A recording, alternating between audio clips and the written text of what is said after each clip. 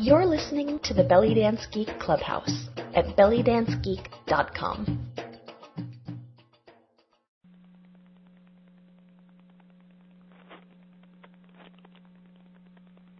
Okay, hello everybody.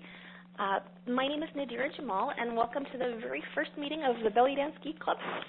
I'm temporarily going to unmute everybody, and I'd just like to have you say hello if you're on the phone or on Skype, just to make sure everybody can hear me. Hello. Hello. Hello. Hey, everybody. Hello. Hi. Hello. And if you're on the webcast, if you're listening on the web, you won't be able to speak on the call, but there should be a little box on the left that says submit your question. If you would, just say hi in there so that I know that everybody on the webcast can hear me. And we're going to get started. So the Belly Dance Geek Clubhouse is a place where dancers can get together to talk about all that stuff that's hard to get in classes and in DVDs. So, most classes and most DVD programs are teaching you the what. They're covering things like moves and combinations and choreography, and that's important. But there's also all this other stuff, the why and the how of the dance, that's really fascinating, and it's really hard to get. So in the Clubhouse, every month I'm going to be interviewing a different guest expert on one of those why and how topics. And every month you'll also have a chance to ask your questions of me and of that expert so that you can also get involved in the geekery. So if you're one of those people who thinks that knowledge and creativity is like chocolate and peanut butter, you are in the right place. And if not, that's okay too. I'm sure you'll have a lot to learn here, but just make sure that you get comfortable among the geeks, because that's how it's going to happen. So my guest for today is Yasmin Henkesh. And I'm so thrilled to have her here today. Yasmin, can you just say hi quickly so I can know that everybody can hear you? Hello. Okay, very great. happy to be here. So Yasmin grew up in the Washington, D.C. area, but she very quickly moved to Europe after graduating from college. She first appeared in a small cabaret on the left bank of Paris called Al Jazeera, where she met San Francisco's beloved dancer Rita. Later, she moved to the big time on the Champs-Élysées, where she starred as a featured dancer in two famous clubs, Le Beirut and Les Îles d'Islar. There, she worked with some of the most well-known Arabic stars and musicians of the time. Sabah, Walid Tawfiq, Ahmed Aroueya, Mohammed El Aizabi, and Hassan Abu Saoud were regular attractions. After several seasons in France, Yasmin moved to London to work at the Omar Khayyam, the renowned club of Mona Said. There she was fortunate to work with master percussionist Artemis Henkesh, but the draw to work in Egypt was too great, and she moved to Cairo after a year to follow her dreams. She appeared for 2 years at the Auberge on the Sharia Al Haram and at the Holiday Inn. At the head of her orchestra was Said Henkesh, the well-known Egyptian musician who helped Karen von Newkirk with her research for the book A Trade Like Any Other. Yasmin moved back to the Washington, D.C. area in the early 1990s and danced regularly at the Casablanca restaurant in Alexandria, Virginia until 2001. She now teaches professional level classes for aspiring dancers at her private studio on Tuesdays and lower level classes at Joy of Motion on Thursdays. In 2005, Yasmin contacted the Henkesh brothers in Egypt to release their traditional music on CD in the United States. Her Sands of Time label is available on Amazon.com and cdbaby.com, where the music has received rave reviews. So today Yasmin is going to talk to us about the classic Egyptian routine. We're going to talk about how it's structured, Yasmin's really cool way to approach each section, how the routine is being done in Cairo right now, and how we're going to adapt that to shorter shows. We'll also talk about how you can learn more about this topic and give you some time to ask Yasmin questions. So let's jump right in. So again, Yasmin, thank you again for coming. I'm really thrilled to have you. Well, thank you for having me. I love talking to geeks. I'm so glad, and we've got a bunch of them on the call today. So before we start talking about the routine, can you tell us a little bit about what the nightclub scene in Cairo was like while you were there? What was the entertainment scene like, and who are some of your dancer contemporaries? Okay. When I was there, which was basically when Sadat was assassinated and right after, the club scene was in the nightclubs of the five-star hotels and along the Sharia Al Haram, which is the road that goes from downtown Cairo out towards the pyramids. And at the pyramids is the the Mina House. And when I was there, they were just starting to build all the hotels out there, the Holiday Inn and many of the hotels that are now considered standard hotels for anybody to stay. The scene changed. There were riots in 1986, and many of the clubs that were along the Shari al-Haram were burned down. And it was at that point that things started to change. But by then I had already left. I never saw any of the changes that happened. When I was there, the clubs that were along the Shari al-Haram were not, as they are known now, to be the seedy dives where the Saudis go and pick up prostitutes or whatever. They were what they called casinos, but it has nothing to do with gambling. They would, in the summertime, have big swimming pools in the back, and people would sit outside and enjoy themselves, and at night they would have either outside or inside. I worked on the main stage inside, which could seat about 500 people, 500 to 600 people. And many of the clubs were this big. They seated lots and lots of people. They also had downstairs a smaller cabaret-style place, nightclub place, where I would also dance.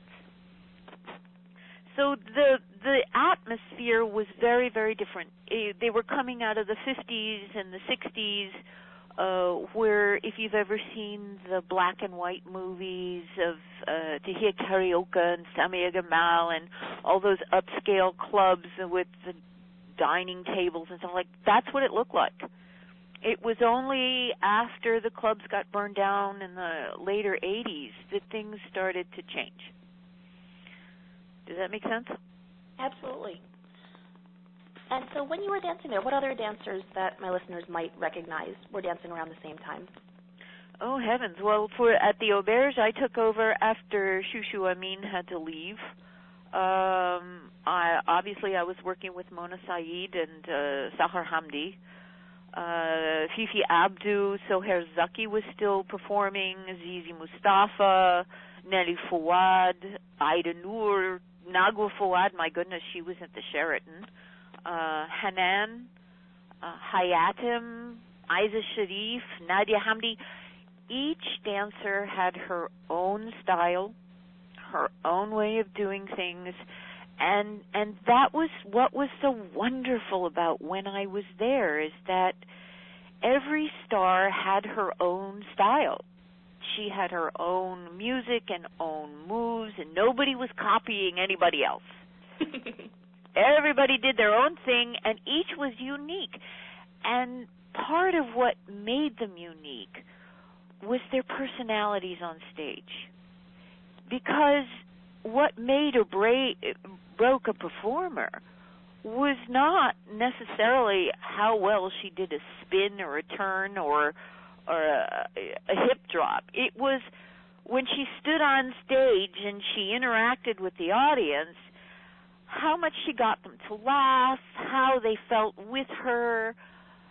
In Egypt, it's more like a dancer is the master of ceremonies, and that the audience is king, if that makes sense. Absolutely. So when you were performing, how was the Egyptian routine being structured usually for these nightclub shows? Okay.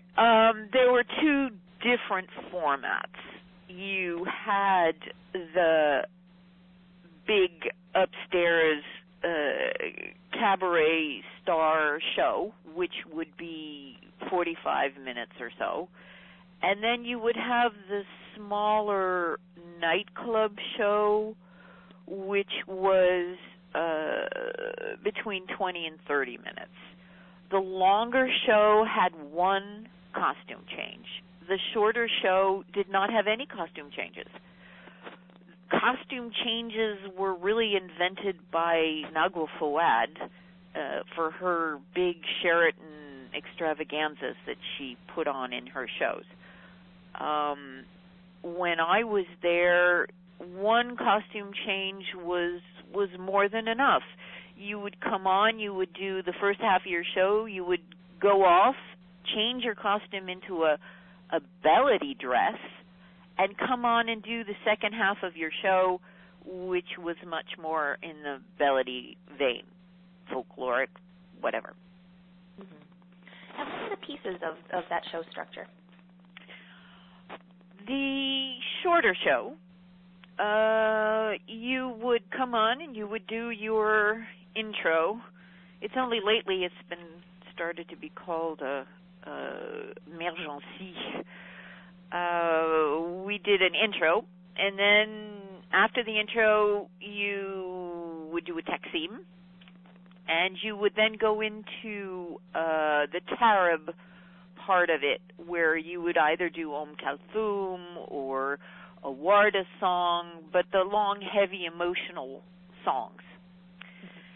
Then you would switch gears, and I would usually put on my finger cymbals, and you'd go around the audience for audience participation.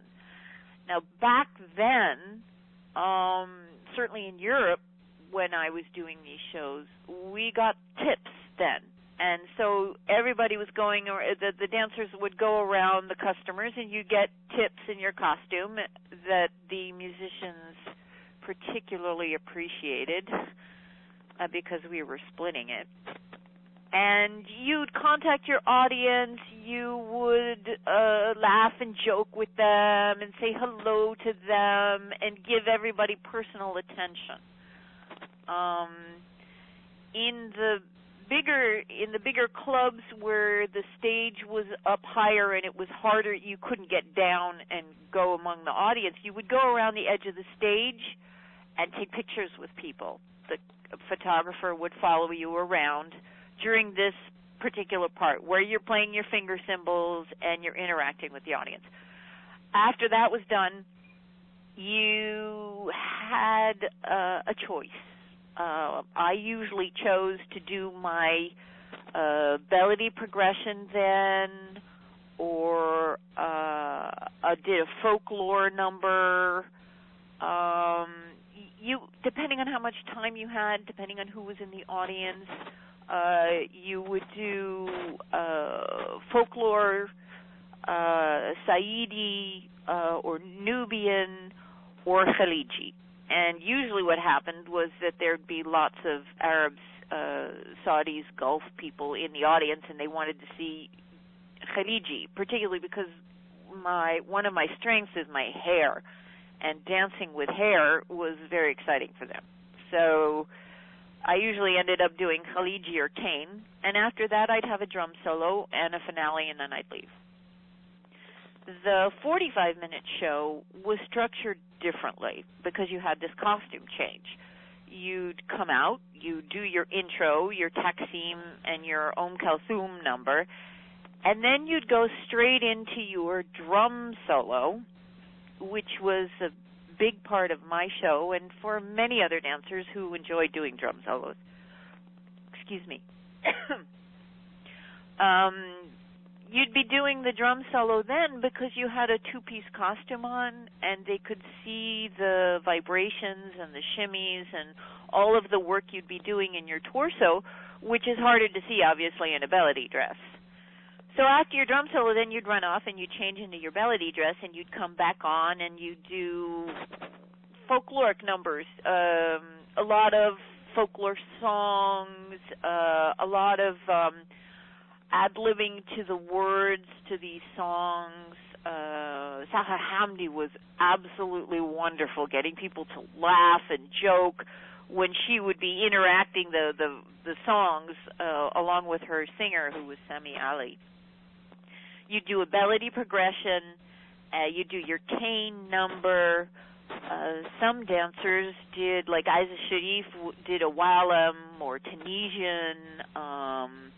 Shushu Amin had a wonderful czar number that she did. It depended on what you like to do. That was your chance to be original and come up with stuff.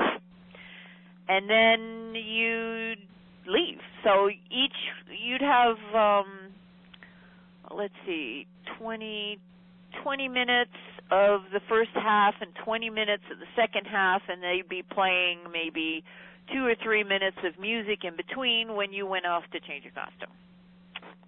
Make sense? Absolutely. I want to ask you a question about something you said a little bit earlier.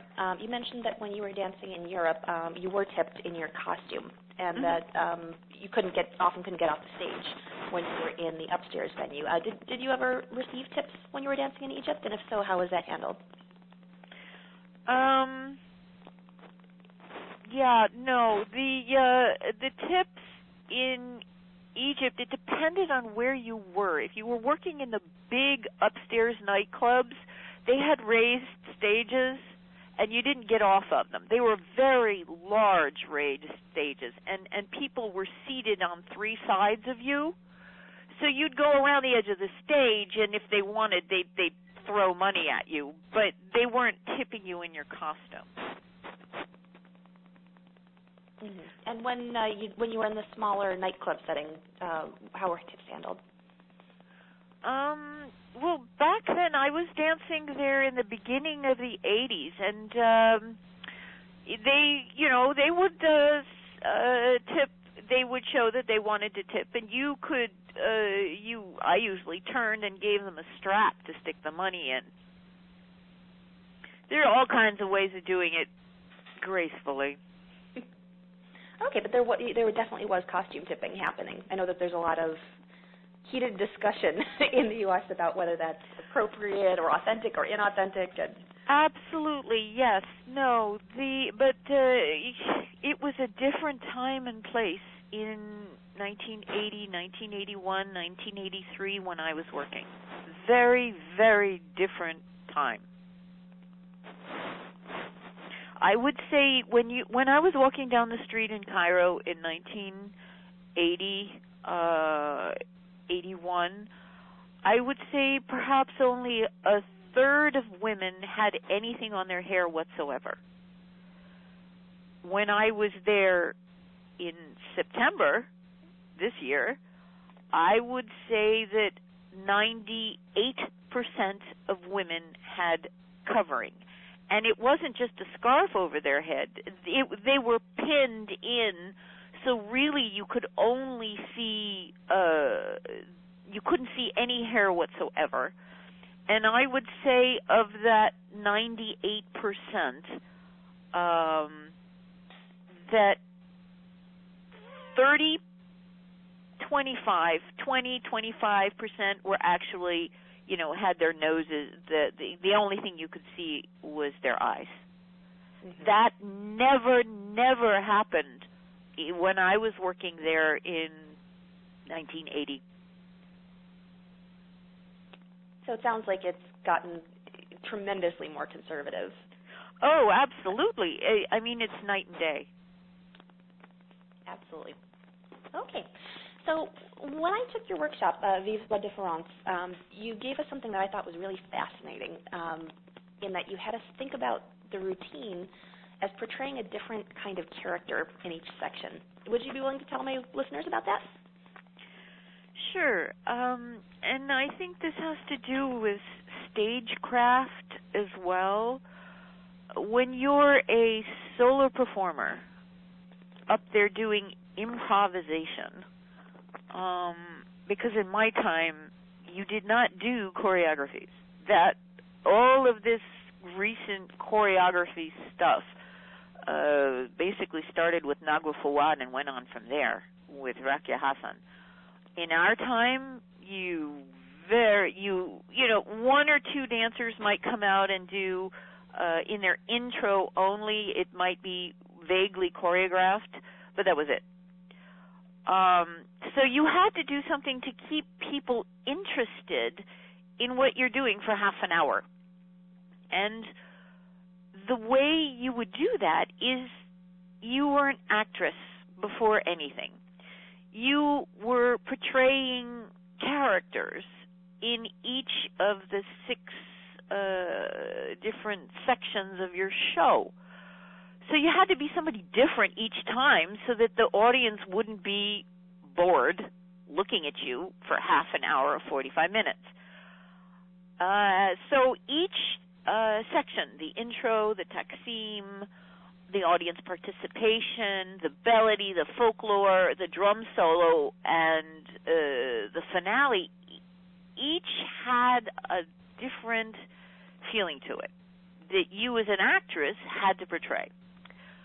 The intro, you were coming out, you were introducing yourself to your audience, you were showing off your costume, you were establishing yourself as the persona on stage, the larger-than-life character that comes out and takes over and demands attention. And you would do that with various poses and carriage and some of the steps that you would use to do that. Whereas in taksim, it was really the only time where the dancer could be somewhat introspective. It was like the audience got to be a voyeur on your intimate personal moments, if you will.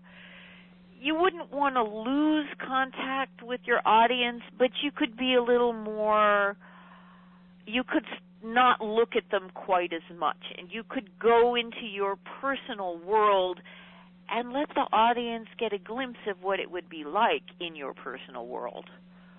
The tarab, the Kalthum part of it, you were truly acting out the words of her songs. Even if you didn't have a singer with you, even if there were no words being sung while you were dancing, everybody in the audience knew those words. So you didn't have to. You had to know what the words were so that you could enact them in your facial expressions and your hand gestures and your hip movements. You had to show them that you knew what the lyrics were. For the audience participation, you had to be interactive, and you had to be funny, and you had to be cute, and you had to be a little sassy, just to get people to laugh. The whole idea is that you want them to enjoy themselves and have a good time. They've spent an awful lot of money to come and see you, and really, they are the center of the show, and you have to show that. And you have to make sure they're happy and they're having a good time and that they want to come back and that everything is okay, and you got to make each one feel special, individually special, meaning you have to look at them, you have to make a gesture to them, and you can't be looking at the back wall over everybody's head. You have to actually look people in the eye. Afterwards, for the belly had a very specific persona. You're a little ballsy, you're brash, a little sexual innuendo, teasing, flirting, get away with murder kind of personality. It was a very village kind of lower class, chewing gum. I'm sure you've seen the persona in some of the Egyptian films where the village girl, you know, she's got her head, she's going back and forth, and she knows what she wants, and she ain't going to take nothing, if that makes sense.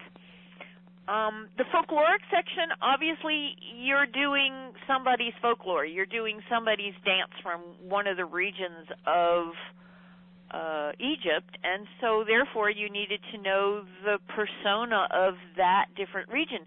The Alexandrians are very different from the Saidis or the Nubians. The people in Siwa in the Oasis are very different than the people in Sinai who are more Bedouins. So you you have to enact, when you're doing a folkloric piece, you have to enact the persona of the people that come from that region. And then that would bring you to the drum solo. The drum solo had a very specific, because this is really where you were doing your most technically difficult stuff. And it's going very quickly, and you have an interaction with the audience, but you also have an interaction with your drummer. And so you have to be funny and cheeky and sassy with the audience, but also with your drummer. And that's, you can't ignore anybody. So you have to be playful, but at the same time you have to be able to do all of the technically difficult shimmies and accents that were required. And then, of course, for the finale, you've got to say goodbye. You're going to be covering a lot of ground. You're going to be going very quickly, but you have to step back a bit and bring yourself up and bring the energy level up and say, you know, I had a great time. Thank you for coming. It was good to see you. Hope you come again. And be appreciative. Be appreciative of your audience and also be appreciative of your band. And then you get off gracefully. So I hope that made sense. Absolutely. So I know that you mentioned that you were just in Egypt, and I know that the Egyptian style took a very different turn starting around in the 1990s. Can you tell us how it's changed and especially how that's affected the way that the routine is done? Okay. I'm probably going to get into hot water for what I'm about to say, but I'm going to say it anyway. As I mentioned, religious considerations, conservatism, started taking hold in the mid-1980s, so that there were riots in 1986 along the Sharia al-Haram, and many of the big places were burned down. The auberge where I worked was one of the places that was burned down. And you had a conservatism that started to take hold. Then in 1990, the Berlin Wall came down. And you had an awful lot of Eastern Europeans, particularly the Russians, who had an incredible amount of dance training. Beautiful women with wonderful dance skills were starving, and they were looking for jobs. And so they got hired very quickly to come to Egypt to work in the cabarets and stuff, because the Arabs just loved these beautiful, tall, blonde, blue-eyed women. They were stunning. But these women didn't speak Arabic, and they really weren't trained in the Arabic style. They knew ballet and choreography and all this other stuff. So they came looking for jobs and stardom and money, and they brought their style of dance with them, which was basically ballet, choreographed ballet. And they started working for half price. They were undercutting everybody. And so they got jobs very quickly. These were gorgeous women. And they started changing the dance. There was not so much interaction with the audience anymore. It was all choreographed ballet. And when the choreography started taking hold, the best example of choreography at the time, of course, was Mahmoud Reda, and people started doing his dances and his choreographed shows because this was easy for these Eastern European women to do, and they shone at it. They were very good at it. But it took the heart and soul away from the dancing. I think my listeners know who Mahmoud Reda is, but can you give us a quick recap, just in case? Oh, okay. Yes, he was a dancer who introduced folkloric dancing to the Egyptian masses. He went around from village to village and filmed the dances that were going on there, and he wanted to bring to Egypt their national dances and to make these dances acceptable to the Egyptian public by putting them on stages and making them like theater productions. And he had a large troupe, and the only way that you could get troops on stage was to choreograph stuff so people wouldn't bump into each other all the time. And he brought Egypt's national dances to a large audience, a large Egyptian audience. And there were movies about his life, a 1960 movie made in the early 60s about his life and his effort to bring these folkloric dances to the greater Egyptian public. And it shows how much ballet he put into them, and he would train all of his dancers in his troupe to do ballet and to do modern. And he was proud of that. He wanted this dance to look more European, so that people would accept it and not say, oh, what is this junk? This is just obscene. So in order to avoid having it look like uninteresting folkloric dances, he introduced all of this beautiful stagecraft and ballet to make the dances more acceptable. And the costuming and many of the things that he added. He was a master choreographer, and he did wonders for bringing these folkloric dances out of the woodwork and showing everybody what it was like to go to festivals and celebrations all over the country. The Egyptian, that was one thing for the Egyptians to do. It was another thing for the foreigners to do, because they were missing somehow the heart and soul of the dance because they didn't speak the language. It took these Russian girls, many of them didn't even bother to learn the language. So they didn't even know what they were dancing to, the songs, what they meant. And it went on like that. Progressively, the dance became choreographed more and more, and to the point where it was more about the choreography and less about the audience interaction. I think the other thing that came in that changed the dance, if you will, was the addition of all these costume changes. The costume changes were introduced by Nagual Fawad. And Nagual Fawad had issues, shall we say, with her dancing. She was not always on beat. And because she had so many high-powered people behind her and lots of money behind her in the big Sheraton hotel where she was working, she put together this huge show where she had folkloric boys coming in and carrying her in things and dancing with her, and she was the one that introduced the folkloric dancers in the dancers show, and she went off and she had several costume changes during her show. These were all things that she introduced to make her Sheraton show more appealing. And then, of course, Dina took that up and did costume change after costume change after costume change.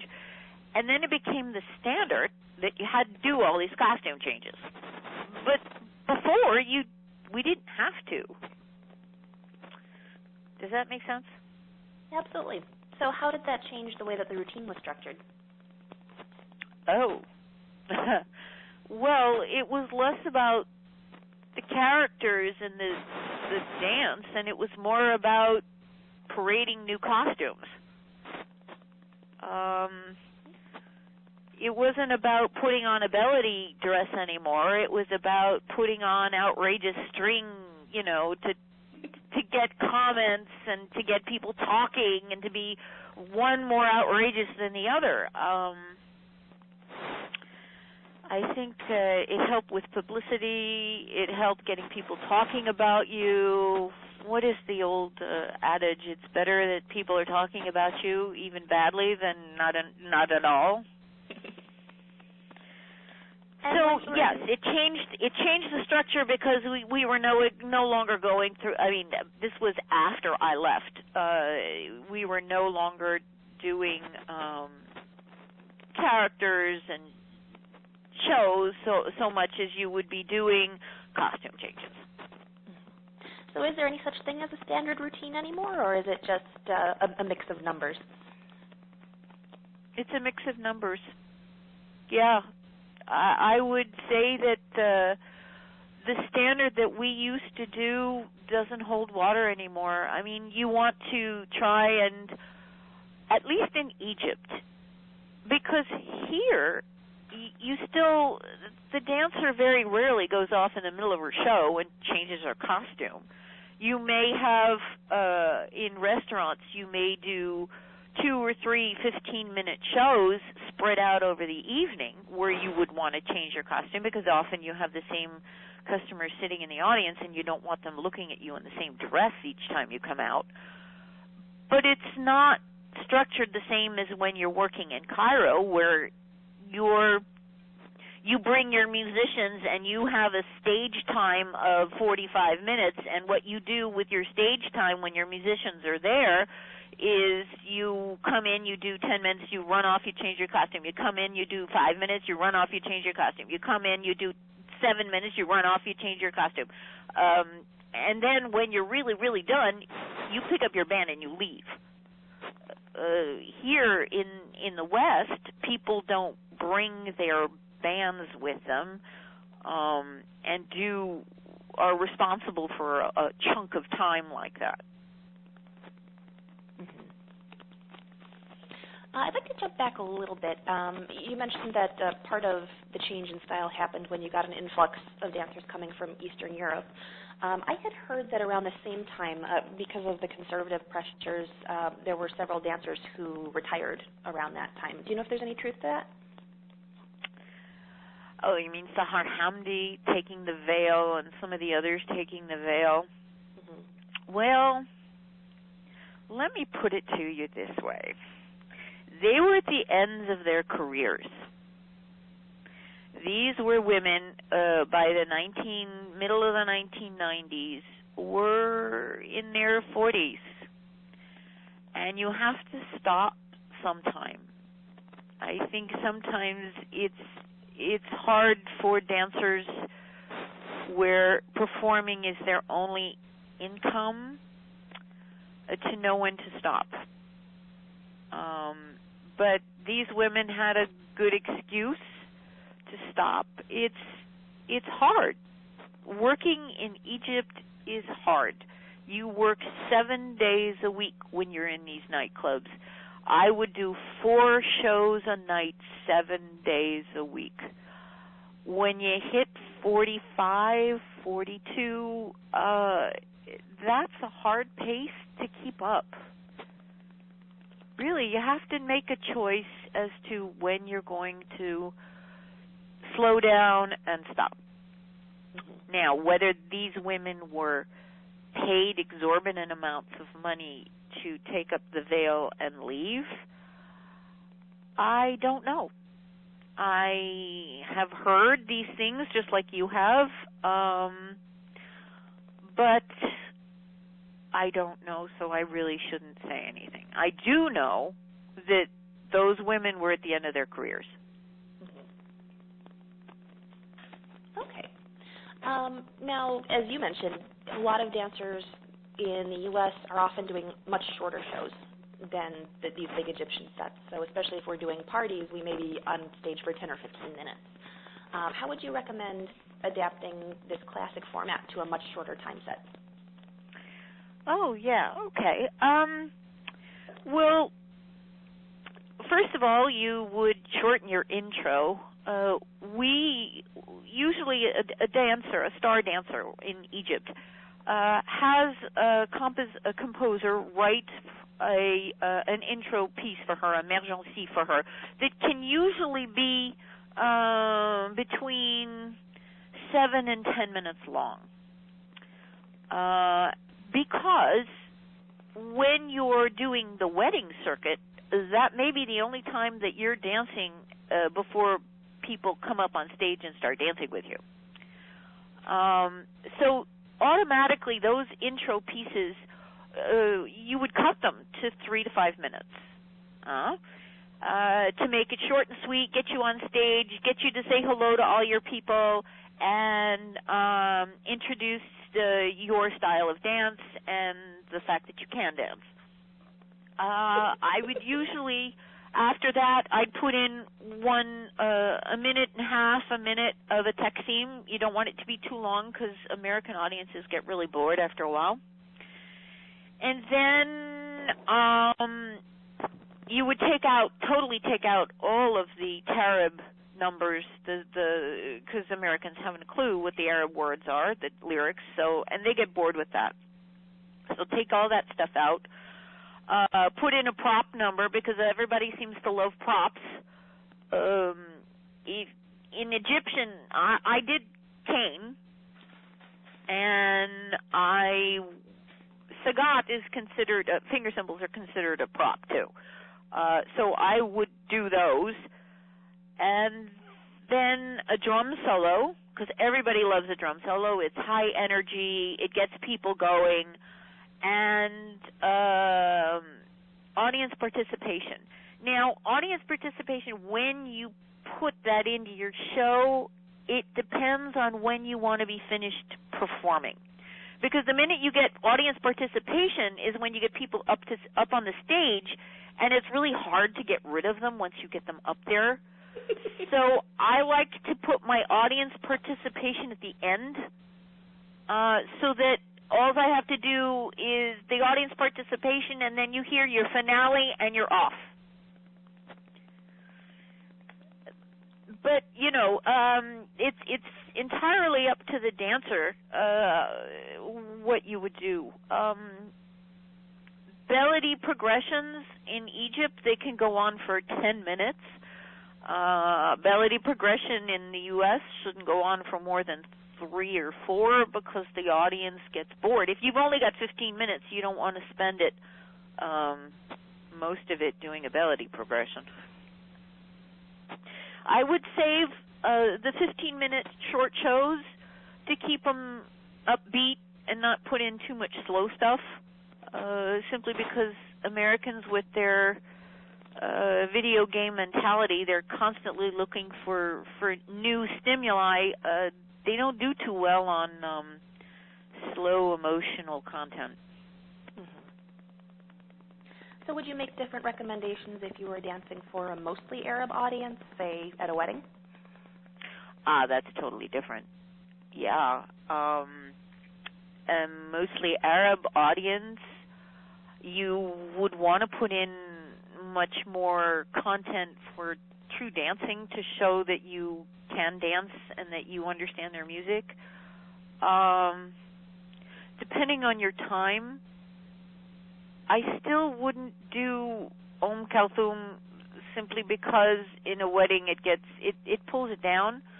But I would definitely do a melody progression, a longer one. And you do want to bring them up to dance because they expect to. I would do a longer drum solo for sure. Mm-hmm. I would not do a sword or a balancing tray act because those are American Cabaret inventions.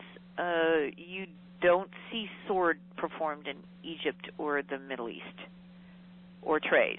The only people who do tray work are the Moroccans.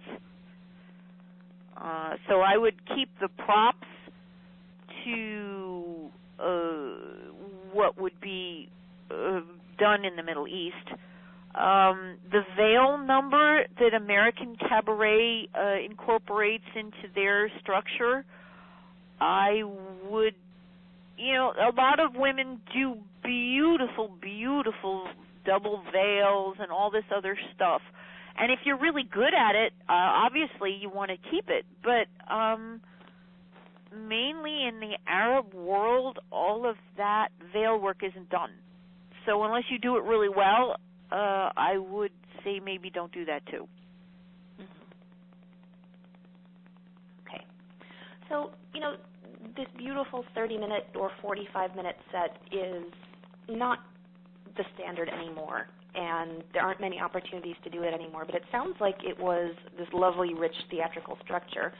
So, are there any specific lessons that you'd like to see the next generation of dancers take out of that structure in the way it was done and bring it forward into, the next evolution of the dance? Well, my personal feeling is that Middle Eastern dance should keep some of its roots, and in order for it to keep some of its roots, you have to dance to the music and know what the words are. Basically, I would love to encourage people to learn what the lyrics are of the songs that they're dancing to, and that they should project the emotions that those lyrics are talking about. So many times I see happy, happy, joy, joy faces on dancers that are dancing to songs that are not happy, happy, joy, joy. Just because the music sounds upbeat and lively with big rhythms and stuff does not mean that the lyrics actually are happy. And I would encourage people to know what it is they're dancing to. That's actually one of my pet peeves, too. I'm very strongly rooted in the American Cabaret style with some Turkish stuff, and I see all these ladies doing this, sexy, sexy veil to Bir Demet Yasemin, which is the saddest song. It's all I have left of our relationship is this one little flower. So it's definitely not limited to the Egyptian style. Is there anything else that you'd like to see us take away? Well, I'm so rooted in the traditional style that I would like to see some of the culture continue forward. I know that nowadays most of what's done in the rest of the world is fusion to other dance styles, and I would just encourage people before they start fusing stuff to know what it is they're fusing. Definitely. Okay. Well, this has been really helpful, and I love how geeky we got with all of this. But, obviously there's way more to all of this. So if people want to learn more from you, how can they go about that? Well, Artie and I do our workshop series, Vive la Difference, and once a year I do a Sagat workshop. Every once in a while we put on, Artie also does workshops in her studio. I would encourage people to take some of those workshops. I know it's hard for people to come who don't live in the area to take lessons and stuff. I do put out my CDs. All of my, I have 10 on the market so far, and we try always to include the translations of the lyrics and the transliterations of the lyrics, and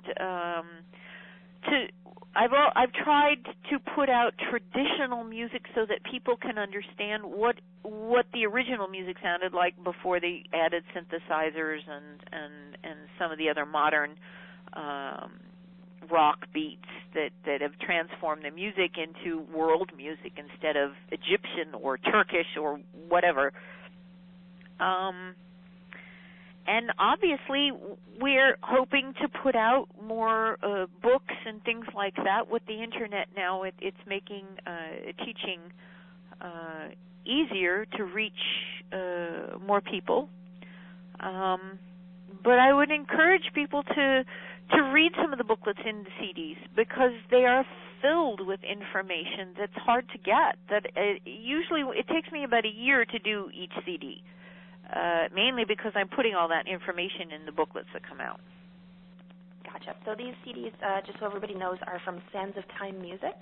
For those of you who are on the webcast, there's actually a link directly to the Sands of Time webpage on the left there.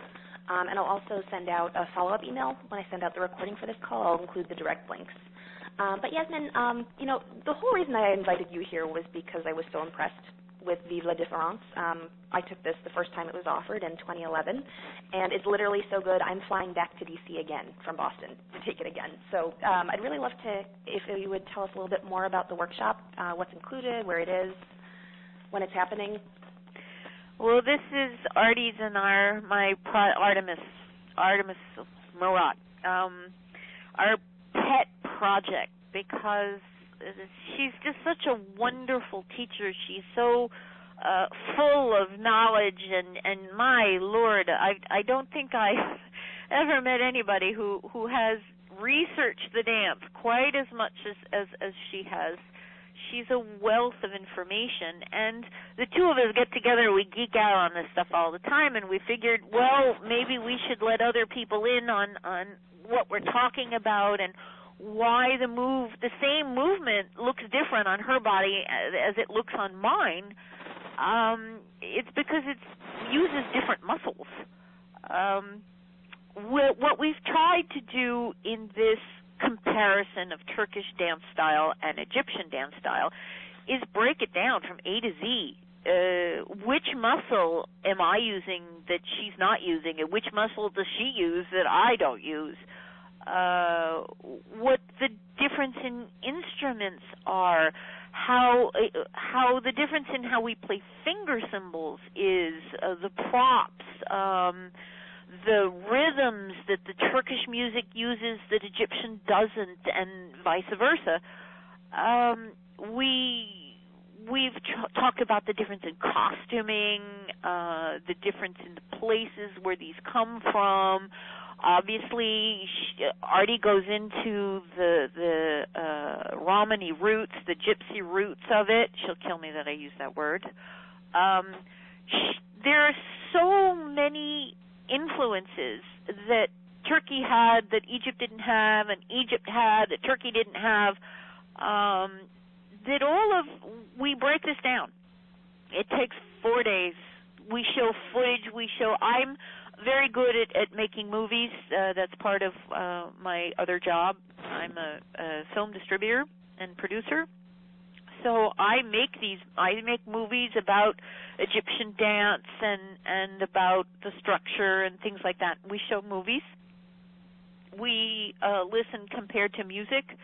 We break down the differences in the shows between the Egyptian show and the Turkish show. We also talk about, what else am I missing here?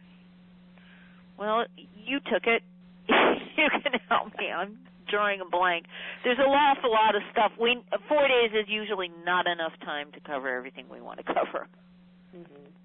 Well, one thing that I especially liked about the workshop was that, we got really, really geeky. We dug really deep into the historical roots, and we looked at this really old video footage that's barely available anywhere, and then drew that directly into and this is the character that you're playing when we talked about the structure of the routine, and then we actually danced the whole thing out in a kind of a follow the bouncing butt session of an entire routine, and that was such an eye-opener for me. Oh, yes, a lot of people enjoyed that. Follow the bouncing butt show. Mm-hmm. But we did the entire routine, and it just clicked for me in a way that reading about it and watching it didn't. So this kind of, knowledge, deep historical background knowledge with the straightforward nuts and bolts knowledge with the actually applying it, I thought was a really fantastic way to approach it. So I highly recommend this to everybody who's listening and anybody else who wants, even if you're not interested in Turkish style, just the compare and contrast just highlighted everything so clearly. So is there anything else you'd like to tell us about anything you've talked about or any of these things that you're offering before we open it up to questions?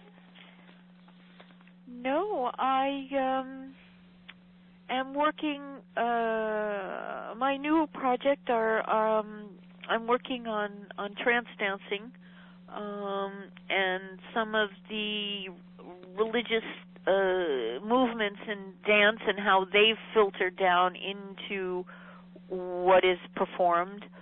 And I'm working now on my latest CD, Hymn to Hathor, which is going to be another like Dancing with Genies, which Dancing with Genies was 2 complete Egyptian shows.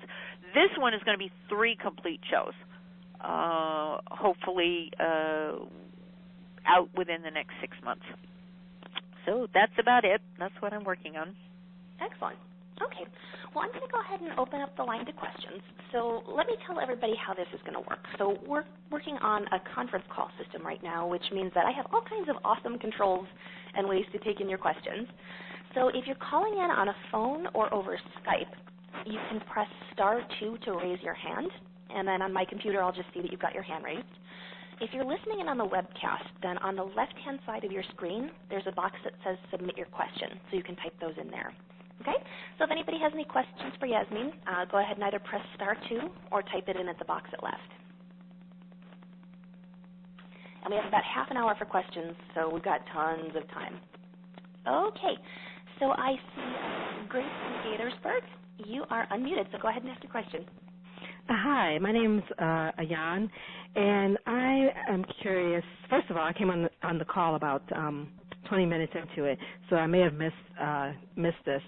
But one of the things I'm curious is, what are some of the major pet peeves that Arab audiences have in this country when they hire a dancer?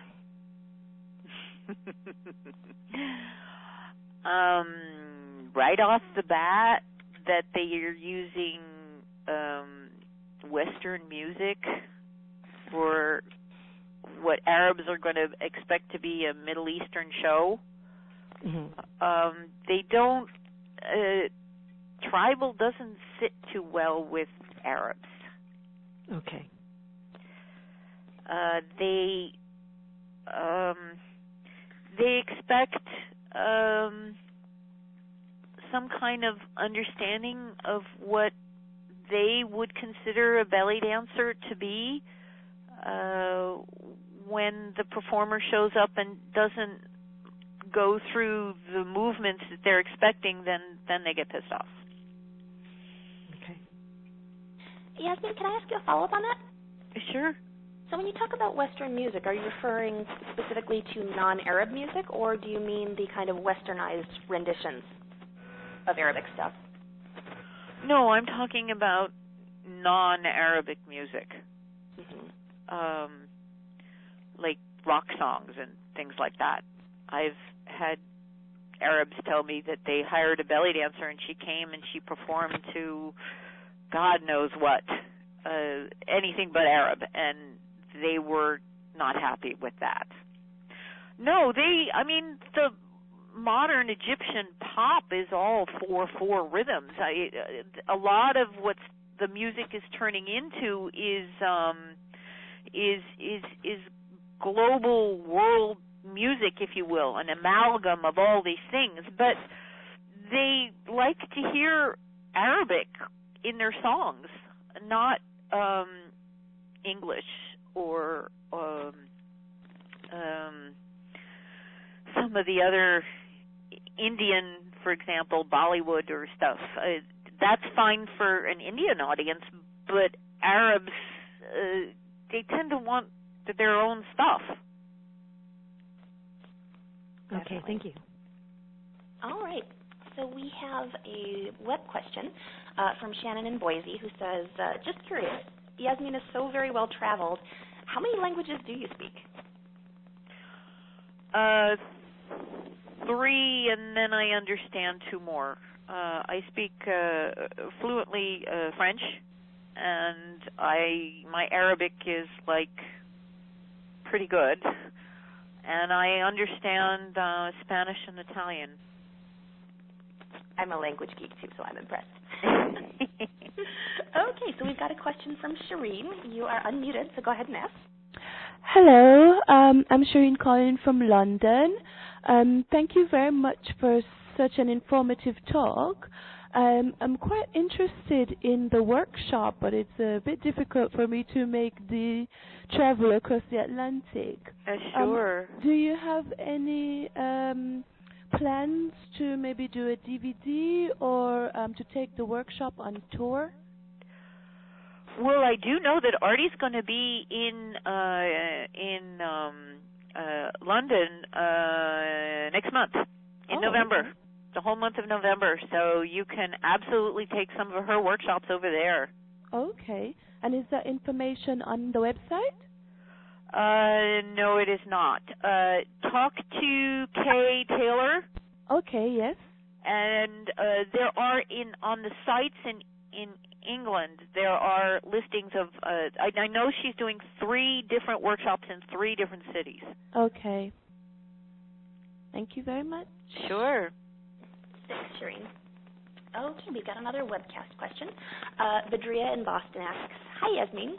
You mentioned that you're also a filmmaker. Do you have any plans to release films or DVDs about any of the subjects you've discussed today?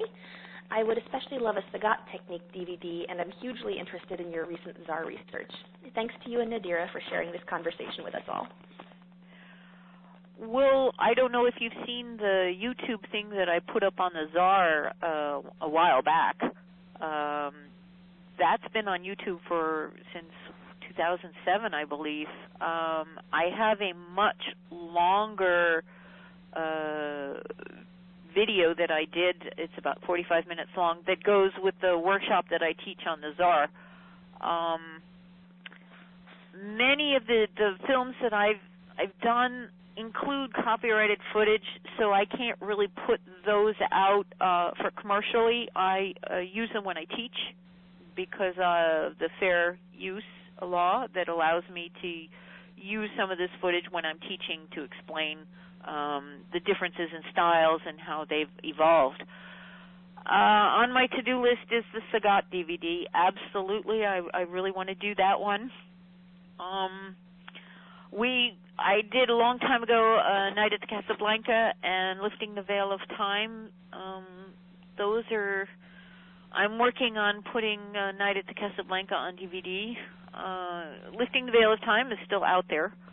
But yes, I have projects right now. I'm signed up to publish a book, and until I get this book into the publisher, I can't really devote any of my time to doing these projects that are close to my heart. But the next thing on my list is this Sagat thing, because I do not want the art of finger cymbal playing to die, and even in my last trip when I was there last month, I took lessons and I was researching the Sagat, and it's a subject that's close to my heart. So yes, I'm going to do that. Yasmin's also got a really interesting take on the Sagat. If you're not familiar with the differences, it's actually played completely differently than we play in this kind of standard American cabaret format. And I think that was actually the first time I met you was in your Sagat workshop. So, when that comes out, jump on it. Yeah, I love that. Talk about geeking out on finger cymbals. That's really I love doing that. Definitely. Okay, I don't see any more questions in the queue, so if anybody else has some questions, press *2 to raise your hand, or go ahead and type that in at the box at left.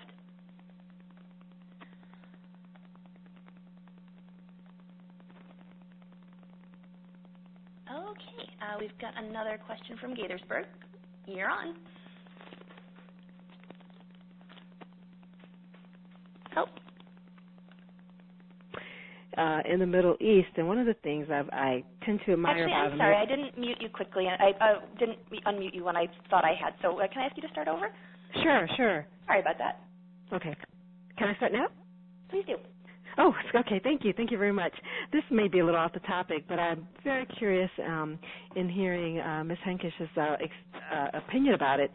The age of dancers here in the United States versus in the Middle East, and meaning I see a lot of older dancers here, and I absolutely love that. And I'm wondering, how does that translate over to an all Arab audience? Do they typically like to have dancers that are younger? Are they more concerned about your experience as to age? And I guess the short answer, the short question is, do they just want someone pretty in a costume, or do they really want to see quality?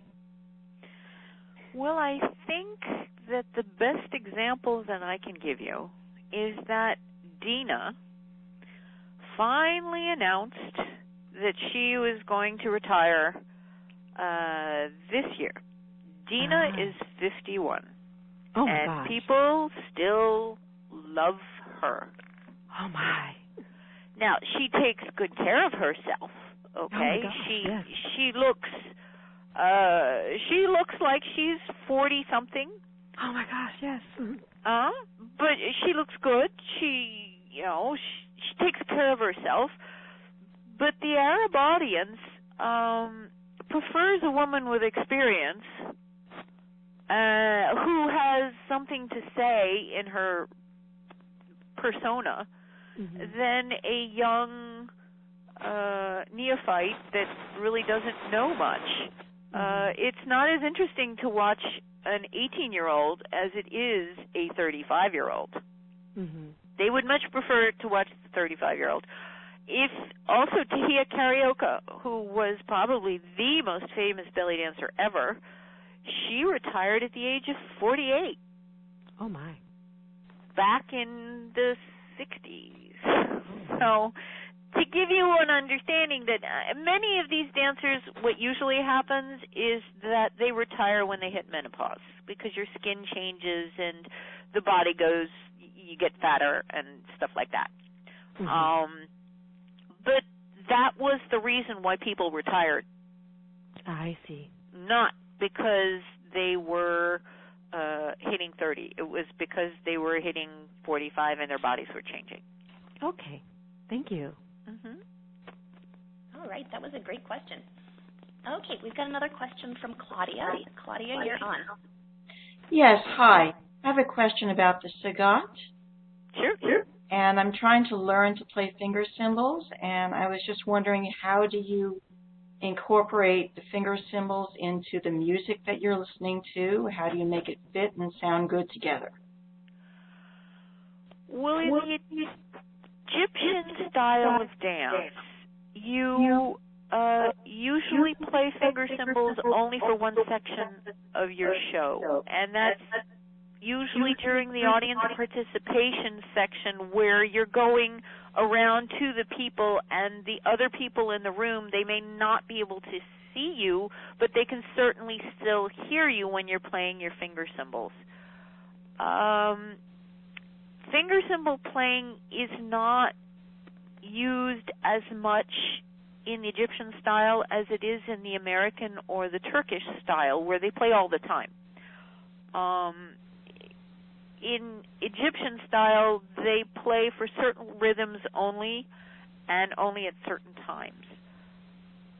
Okay. All right, thank you. Sure. Okay, great question, Claudia. Let me check the webcast.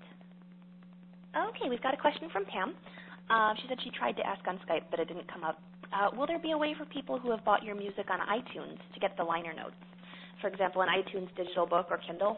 And Pam is referring to Yes, I know. I have had many people ask me this, and I swear as soon as I'm finished writing this book that I contracted to, that's also on my to-do list, is to do an e-book for all of the liner notes for the first 10 albums and put it as one book that you can buy as an e-book.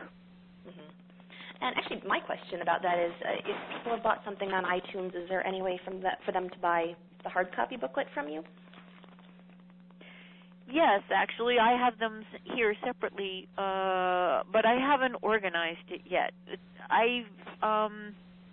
a very good thing. I would like to do it. I just haven't gotten around to putting up the offer on the website to make that happen. But, I can. That's something relatively easy for me to do that I could do within a week. If there was interest, I could. If you want one, I sell them for $5 a piece, including the shipping. Send me an email, and I will send them to you. Okay, and Yasmin, is it okay if I include your email when I send out the recording for the call so people know how to reach you? Absolutely, Yasmin@serpentine.org. Okay, great. So does anybody else have a question? If so, you can press *2 or use the Submit Your Question box at the left.